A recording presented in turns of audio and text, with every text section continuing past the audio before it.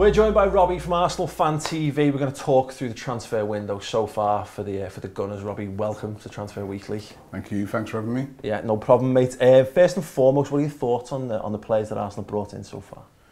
Good signings. Been very pleased. Alexis Sanchez, of course, is a world-class player, so very pleased with that. I think Callum Chambers, just in the few games that he's played, has been a revelation. I mean, when we first signed him, a lot of us were thinking, well, who's Callum Chambers sort of thing, but he's supposed to be a right back and he's playing as a centre half and looking like he's played there forever, so he's been a very good signing. Debuchy again, I've been really impressed with as well.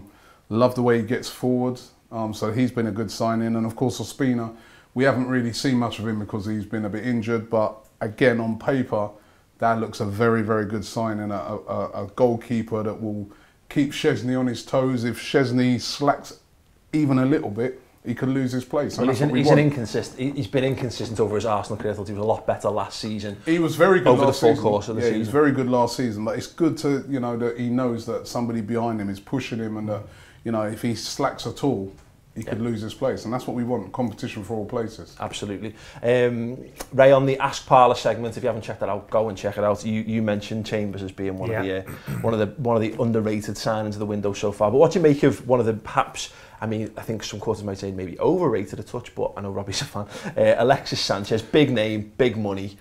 What have you liked what you've seen so far? Well, I definitely like what I've seen. I saw him in the World Cup and he looked really amazing to play. He was one of them sort of, he got a lot of protection from the referees in the World Cup. They was very lenient. I think in Premier League, what I liked about him in the World Cup, he got kicked, got straight back up and carried on. Yeah. And so he's one of them sort of players who's going to really give his all every single week. It's going to be the interesting thing, I'm going to ask Robbie this as well, that is when everybody's fit in that midfield. It's such a competitive area of the park for Arsenal.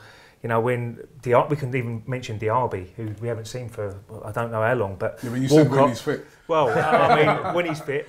Walcott when he's back. You've got Oxlade-Chamberlain, Cazorla, Ozil, all these players. Podolski's even still at the club. I know we haven't seen him yet, but what sort of formation will he pick, and who will he pick? Because I can see Sanchez playing on the left-hand side, Walcott playing on the right hand side, Ozil just in behind the front, whoever's up top. And then Ramsey's got to play because he's our best midfielder at the moment. Then who's the next one? Wilshere. Horrible problem to have. Well, I'm just saying, and that's what Arsene Wenger's got to do. When everybody's fit, he's got to make them decisions. But certainly at the moment, Sanchez has showed a lot for me, and he will get better and better as he gets used to the Premier League. I mean, I agree with you. I think that he's probably going to end up on the left-hand side. I really see the left-hand side as a problem area as well for Arsenal at the moment. When Santi Cazorla plays over there, it's not his natural position. He comes in a lot, leaves the left full-back exposed a lot of the time. So I really can see Alexis Sanchez, either Alexis Sanchez or Ozil, playing more over on that left-hand side. Okay, big question then, Robbie. What are the biggest areas that need strengthened between now and the transfer deadline?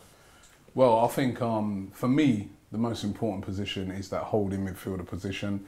I do like Mikel Arteta. I know he gets a lot of stick sometimes off of Arsenal fans, but he does a lot of unseen stuff that people don't see. He's very good in the tackle, etc. But remember, makes an excellent cup of tea.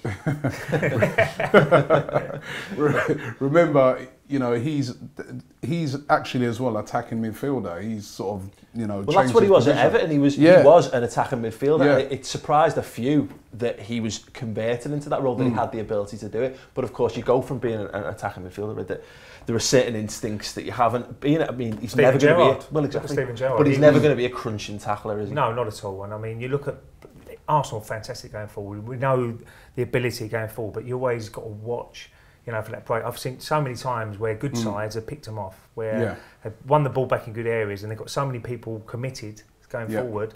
It's wide open in midfield. I think it's got better. There's no doubt. I mean, they've got to do this defensively as well.